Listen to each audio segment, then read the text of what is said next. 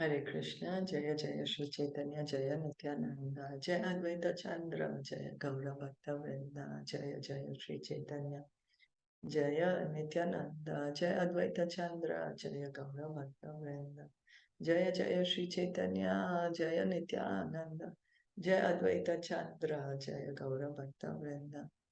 We continue reading from Caitanya Caritamrita, chapter 9, Adi Leela, text 41. We had read the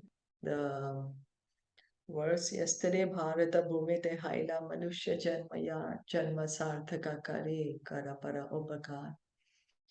One who has taken his birth as a human being in the land of India, Bharat, should make his life successful and work for the benefit of all other people. The magnanimity of Lord Chaitanya Mahaprabhu is expressed in this very important verse. Although he was born in Bengal and Bengalis, therefore have a special duty toward him, Sri Chaitanya Mahaprabhu is addressing not only Bengalis but all the inhabitants of India. It is in the land of India that actual human civilization can be developed.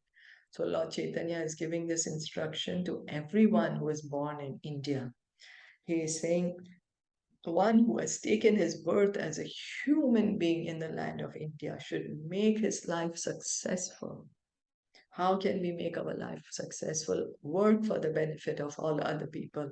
And in the previous verse, Lord Chaitanya tells us, what does it mean? It means we become Krishna conscious and give Krishna conscious to everyone.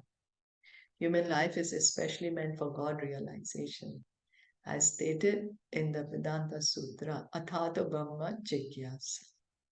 So we may wonder, why am I born in this human body? What's happening? What I have to do in this life? Some of us may wonder, what's all this happening? Some of us may just say, oh well, I have this body just so that I can enjoy whatever I find here in the material world, and then I die. But what is the real goal of this human life? Is meant for God realization. Athato Brahma Jigyasa. Vedanta Sutra, the Bhagavatam says, till the time Janmadi Asya Yatha, one does not even ask Athato Brahma Jigyasa. Then one is not even a human being. Human life begins with the inquiry. Oh, now that I have a human life, let me inquire into the absolute truth. Otherwise, they say, if we don't even have this inquiry, no, not even a human being, although being in the body of a human being. So anyone who takes birth in the land of India, Bharatvarsh, has the special privilege of being able to take advantage of the instruction and guidance of the Vedic civilization. He automatically receives the basic principles of spiritual life for 99.9% of the Indian people, even simple village farmers and others who are neither educated nor sophisticated, believe in the transmigration of the soul, believe in past and future lives, believe in God, and naturally want to worship the Supreme Personality of Godhead or His representative. So in India, it is more easier. One kind of, has the concept, oh, there is a higher personality, there is God, or I'm not the body, I'm the soul.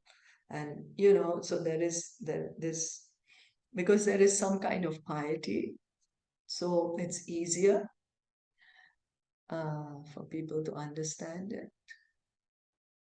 So these ideas are the natural inheritance of a person born in India. Natural inheritance. So we have gotten this natural inheritance. Let us make proper use of it. For some people, it may be very difficult to understand, oh, that I'm not the body, I'm the soul. It may be very difficult to understand, oh, there is God. There is a personality who's God. So since we have this opportunity, then let us make use of this opportunity. Hmm. So India has many holy places of pilgrimage such as Gaya, Benares, Mathura, Prayag, Vrindavan, Haridwar, Rameshwaram, and Jagannath Puri.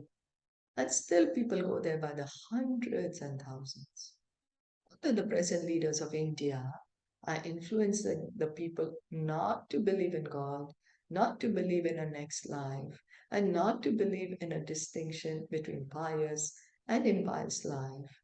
And although they are teaching them how to drink wine, eat meat, and become supposedly civilized, people are nevertheless afraid of the four activities of sinful life, namely illicit sex, meat eating, intoxication, and gambling.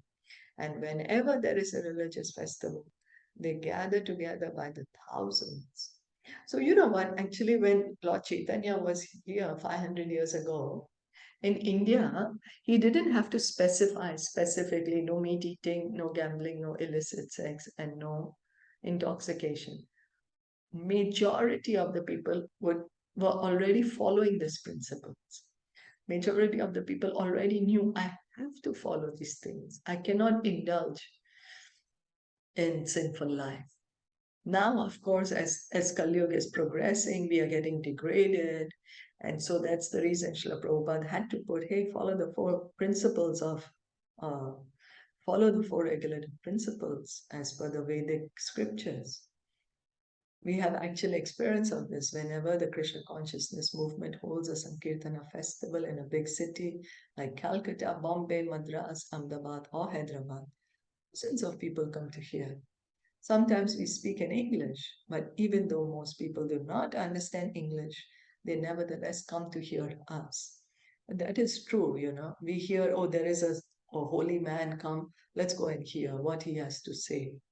And when Prabhupada would hold the Pandal programs, people would come, thousands of people would go. When he went to Surat, almost the entire city was welcoming him and the devotees, and the entire city almost was decorated. You know, when they would do Harinam, it was like wonderful, wonderful. And we can see now also in India how the Krishna consciousness movement is really, really spreading very fast, especially among the youth. There's so many youth joining in the movement. Lots. It's growing very fast. New temples are being built. Many more people are joining, taking up Krishna consciousness.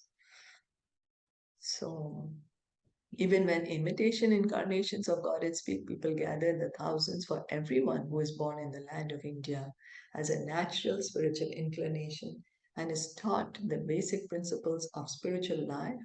They merely need to be a little more educated in the Vedic principles.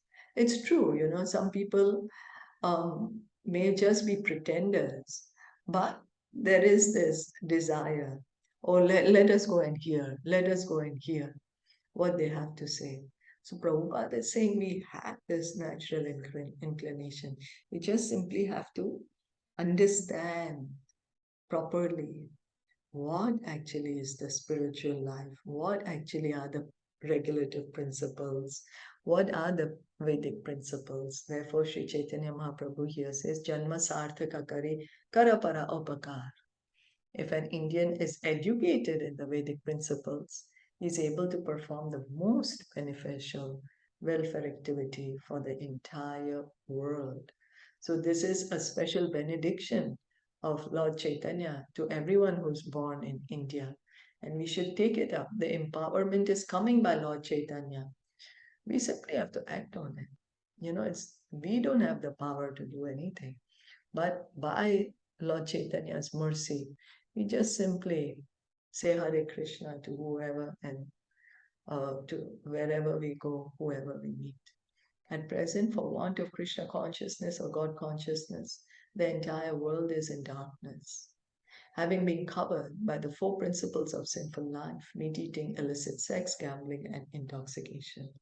Therefore, there is a need for vigorous propaganda to educate people to refrain from sinful activities. You know, now we can see, yes, we say, oh, your high society means you must eat meat and indulge in intoxication and gambling and all these things, you know. But in fact, it's just the opposite. In Vedic society, all these sinful activities were abstained. People would not indulge in these sinful activities, those who ever were in the Vedic society. It's only the people who were not in the society, Vedic cultured society, they were not cultured, they would indulge in this. But now, the Kali Yuga, how it's progressing very fast, it's become the opposite. So now what to do? Therefore, there is a need for a vigorous propaganda to educate people to refrain from sinful activities. This will bring peace and prosperity. The rogues, thieves, and debauchees will naturally decrease in number, and all of human society will be God conscious. So, what is actually the problem of this current modern society is lack of God consciousness, lack of Krishna consciousness. We have removed God from society. That's the reason we have wars, we have pandemics, we have all these economic difficulties. You know, there's somewhere there is scarcity, there's so much scarcity in some places. So, all this is because of our turning away from God. We simply have to bring God back into the center and all the and we can live peacefully and happily in this life and cultivate spiritual knowledge and at the end of life go back home like to Godhead. So the more we hear and chant, more we hear and chant, then more we give others this hearing and chanting. And the entire human society will be benefited.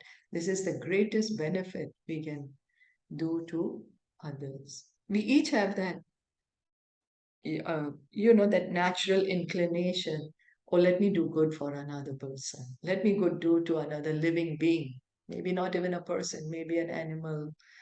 So, living being, let me do good to a living being. The best good we can do to them is that we ourselves become Krishna conscious and give others Krishna consciousness.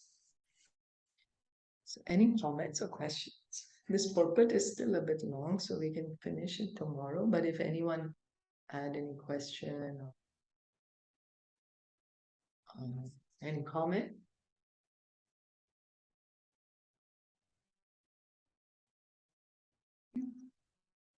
No, then we'll stop here for today.